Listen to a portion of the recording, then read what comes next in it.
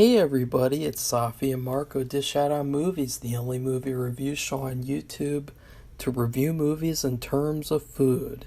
And it's just Marco here once again. I am here today to start doing something that's a little bit like the equivalent of a cash grab. But it's really just like doing easy videos that don't really take much effort because honestly, doing daily videos is a pain. And in order to really survive an entire year, I need videos like this that are just easy videos that I can do and put up and not have to worry about it. And I am also shooting a movie currently, so this is sort of to help me have time to do that at the end of the month. So anyways, I am here to review Goosebumps Season 1, Episode 1, The Girl Who Cried Monster. This, overall, I think it's an okay episode. It really isn't as good as the book, because the book has more. There's so much more in the book. I mean, just the scene alone where Lucy's mom tells her, "You have to go to the library again and talk to Mr. Mortman." And she goes to the library and he says, "Go wait at the back of the line." And she waits there in the suspense of her having to just wait while he talks to all these people.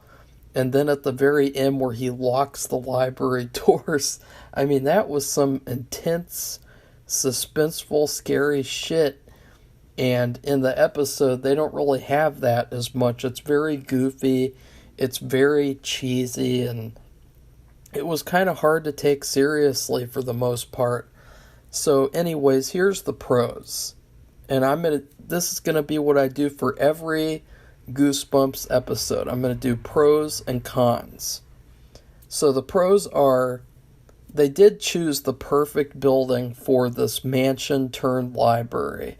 Because if you don't know, in the book, it's actually a mansion that this old man, he died and he donated the mansion to become a library. And it makes so much more sense when you know that and you have that context. Because in the episode, it's like, this is a library?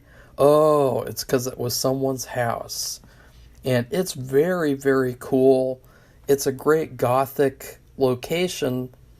And I really wish they would have utilized it more. I mean, honestly, I could have watched a whole movie take place in this library, The Breakfast Club style.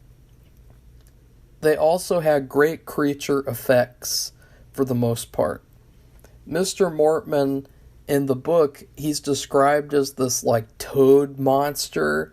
So they have apparently different kinds of monsters in the book where these types don't like these types, and these types are like this and that. And Mr. Mortman, he was like this slimy toad guy. And the actor kind of looks like a toad. And then the monster looks pretty great. I mean, the transformation sequence, very, very fun and cool. It also had a great dark, moody, gothic atmosphere. There are a lot of low perspective shots. There's a lot of crazy angles and things, and in particular, the lighting inside the library is pretty fantastic. I mean, it's very creepy, very scary, and that's kind of what helped. In the book, I pictured those scenes take place in this library, and I was like, oh shit, this is pretty scary. The music is also pretty good. They have this really good song where it's like, din, din, din, din, din, and it's pretty scary. I mean, I know that kind of sounds stupid the way I did it, but it's a great song. And they had great music like that in the episode, and I really think the music in general for the series is great. Mr. Mortman is the perfect actor to play. I mean, the actor is the perfect one to play Mr. Mortman, the librarian. He is the best actor in the whole episode. The next best actor would probably be the mother. And so I really think they hired the best one. I mean, he stands out like as one of the best villains of the Goosebumps series. He's just so creepy, and he's realistic. He could really play it like a serial killer character, and so he's actually scarier as the person than as the monster. And so I thought that that was great casting. And the whole time that I read the book, the only person who I pictured in the book was him. Like, he was the only guy who I pictured as like, yeah, that guy fit the role perfectly, just like the people they cast in the Harry Potter movies. And then the scene where Mr. Mortman returns Lucy's backpack, that was a classic suspense scene. I really thought that was another great scene. It was ruined a little bit by the Lucy actress being really, really goofy and over the top, but it was such a great idea for a scene that, like, he says, it was on my way to my house. And that, like, no, it's not. It's so out of his way. It's on the other side of town than where he lives. And so that was really pretty, ugh. And then the parents were good. I do think that they're some of the best parents in the whole Goosebumps series. The acting was a little bad from them, but still, I do think that they were great parent characters. And they worked really well together. Now, the bad things about the episode are there's a lot of goofy moments, especially from the younger brother, Randy. He's like, I'm Mandy, I'm a baby. He has such a whiny bitch voice. But notably, here's a couple of really awkward, goofy moments. I happen to like big meatballs. And we were going to have it be a surprise. But for dessert, we're going to eat you. Like cherry pie? God, that was so dumb.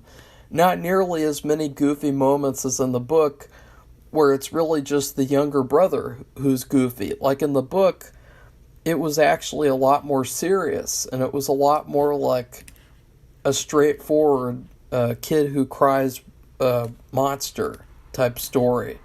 And in the episode, it just feels like totally goofy and over the top.